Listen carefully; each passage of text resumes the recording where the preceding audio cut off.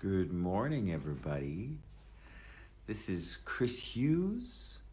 The topic of today's conversation is being the tall poppy that never gets cut.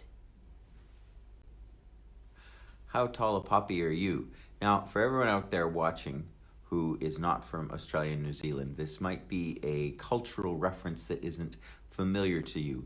But basically, a tall poppy or tall poppy syndrome, as we talk about it in Australia and New Zealand, is this idea that if you grow too tall and if you get too big and if you stand out too far from the rest of the crowd, you're the one who's going to get cut and picked and put in a vase and not allowed to live out your days in the field happily. So there's this idea in those countries where you shouldn't be too much, you shouldn't stand out, you shouldn't be too different, because if you did, people would cut you. People would cut you down and kill you, and it's better then to just be quiet and not be seen and have no one notice you ever. And I think that's bullshit. So I'm just there. I just said it. Sorry. I know I'm not supposed to use that kind of language, but anyway, get over it. I'm that kind of person. I just do what I want. So, hello, Christina. Thanks for coming on. Christina is wonderful. She's all the way in America. I'm in Prague, and we're talking about New Zealand. So how does it get any better than that? So with this tall poppy syndrome thing, people have this idea that they're going to get cut down if they stand out too much, or if they actually start being more than they think they should be, or being more than everybody else around them. So, what if that wasn't true? What if the only thing that could ever allow you to be cut down, or you to be at the effect and mercy of other people, is your point of view and your willingness to be that?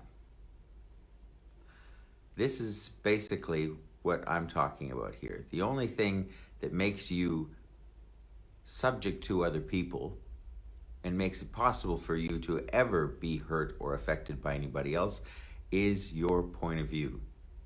And Christina says, well, that was a tough story for communist countries. Yes, tell me about it. I'm here in Prague, Czech Republic, as I said, and this was a communist country. And I think there's a few people here that they haven't told yet that this was a communist country. Most of the waitresses and waiters in Prague don't seem to realize that this is no longer a communist country.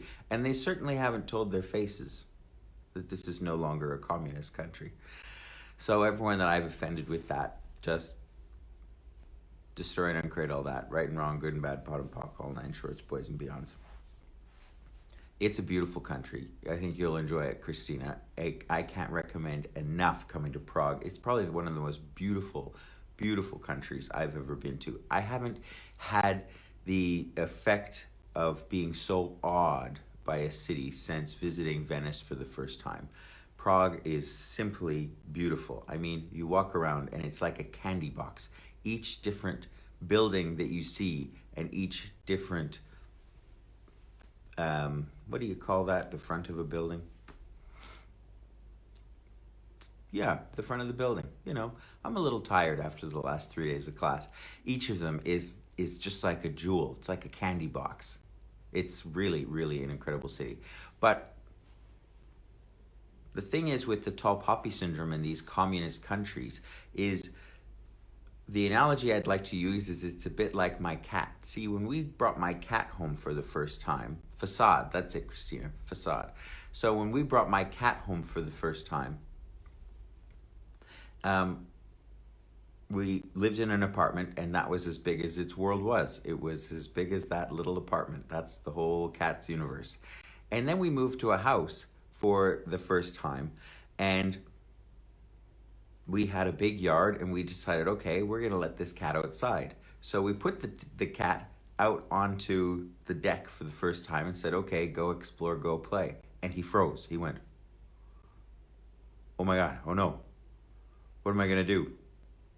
Suddenly, my world is a whole lot bigger. And that's a little bit like the communist countries when the Berlin Wall came down, or when Prague here was freed from communism and was allowed their freedom and liberty and to become a republic and a democracy, a lot of the people weren't exactly ready for that, and they were a bit terrified about what was going to happen. And they were still expecting that if they stood out of line, they were going to get cut down, get in trouble, get yelled at, get hurt, get told off, all of that. But all of you, hello from New Zealand, hello Elena, all of you out there that are unconsciously living from the point of view that if you don't stand in line and be only as big as everybody else, you're going to get cut down. I'd like to offer you a different possibility. What if you being willing to be as great as you can be was actually an invitation to all the other poppies in the field growing just as tall as you? How much is being held in place and how much mediocrity is being held in place by no one willing to grow taller than they think they should? Like I said, the facades of all the buildings here in Prague are so inspiring and so beautiful, and each one is like a new adventure and new experience. And I was walking around yesterday in the city of Prague, and I was looking at them all and going, oh, that's my favorite. Oh no, that one. Oh my God, okay, so if I could buy one, I'd buy that one. And each of them was so beautiful. And what if that was how the world was? Where each of us was willing to be so uniquely beautiful that everything in life was this experience of joy and beauty. How much more fun would that be? I mean, I love it when you live in the cities that have these new suburbs, and in the suburbs they tell you what colors you're allowed to paint your house. Michelle, it still doesn't give me the option to add you. It just says your message. I wanted to bring Michelle Edhouse here online because we're creating this to talk about the upcoming class in Auckland, and she's going to be one of the hosts in Auckland and inviting everybody who's joining us online. But we can't seem to make that work technologically. So hey, how does it get any better than that? But anyway, imagine a world where each of us was willing to be uniquely beautiful, uniquely ourselves, and never slowed us down or stopped us because of our concern about how we would affect and impact other people and who we would offend. In truth, if anyone is offended, it's actually their responsibility and it's on them. It's not really about you at all. So everywhere you're taking responsibility for everyone else's reactions, their thoughts, their feelings, and their emotions, and using that to limit you, can we destroy and uncreate all that? Right and wrong, good and bad, pot and pock, all nine shorts, boys, and beyonds. I know, Michelle, it is weird. I don't know what to tell you. I was told to hold my phone horizontal, and if you did that too, we'd be able to invite you on. But you know what? What else is possible? Aurora says, I'll have that. Me too, Aurora. Why not? You know, it's like, how much are you limiting you because you're afraid of the consequences? Would you be willing to have a different possibility now? Would you be willing to stand out and be different? I mean, how boring is it if we live as though we are a field of poppies where each one is the same, one after the other, after the other, after the other? It's like, I don't know about you, but I'd like to be a peony in a field of poppies. So I stood out as being totally different and totally beautiful and totally unique, and that was okay. If you really let your freak flag fly,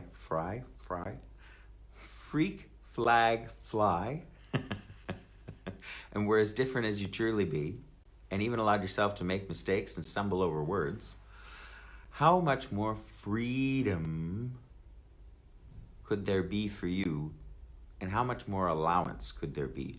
Because honestly, allowance is one of the most creative energies you can be.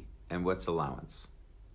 Allowance is where you're willing to have no point of view about anything, where nothing is wrong and nothing is judged and everything is just interesting. It's where nothing is evaluated as right or wrong or good or bad. It just is. How much allowance could you have for you today that you've never chosen before? See, for me, I like to ask these kind of questions in the morning. And here it's morning. It's like 8 a.m. Time to go. Time to start. Time to have a great day. So, allowance. Allowance has the most creative energy. See, we spend so much time worrying about what we should be, what we should look, what we should say, what people are going to expect of us. But if we didn't, if we allowed everything to just be as it is, and that's what allowance really is, it's the willingness to look at things and call them what they are. Not try and make them right, not try and make them wrong, not try and make them anything else, but just what they are. It allows them to be so much more from choice, not from expectation. The Buddha said, expectation is the greatest source of suffering. And expectation is what you do to yourself when you don't allow yourself to be the tall poppy you truly be. So, this is just the beginning of one little snippet of what we talk about in Right Voice for You classes. See, people think these Right Voice for You classes are about improving your technique and becoming a better speaker or a better singer or having self-confidence so that you can perform better in your job and sell more. No, that's bullshit. All of that is about is getting you to be a poppy just like everybody else in the field. See, being willing to be a tall poppy and a tall poppy that can't be cut is where you're willing to take off your mask and be you and truly see you and acknowledge you for who you are. And who you are is not a destination. It is not an arrival at a point where you go, yes, I'm all of me now. So that's never going to happen. Sorry. Everywhere that you think you're going to find a definition of you and that is going to have you arrive at who you are, I'm sorry, but if you want to do that, that's just a limitation. You as a being have so much potential and so much possibility, you will never stop growing and being more. It's a journey. That's the great gift of life. But with these classes, that's what we facilitate. We don't teach you to be better at anything. We invite you to constantly choose more vulnerability, more receiving, more allowance for you. And from there, what can you create? And that's what I'm interested in, creating a better world. And here's a question that I'm going to leave you with now. If you were willing to truly go out and be as great as you actually are, what could you create that would invite all the other poppies in the field to be more? So, if you're interested, let's go see what you can do and be. If you'd like to come to one of these classes, we've got the next one coming up is in Auckland, I believe. I'm a little tired, so you know what? I might be wrong. But there is a really cool one coming up in Auckland, New Zealand, one of my favorite cities on the planet. I'm just a little bit excited to be going there. So come and play. If you want to find out more, you can check out my profile on the Access Consciousness webpage, www.accessconsciousness.com, and search for me, Christopher Hughes, and you can register for that class in August if you like. And then we have India, and we have Canada, and I think we've got even one in Brisbane, all coming up. So there are lots of possibilities to do this class. Again, it's not about performing, it's about inviting you to be. Thanks, guys.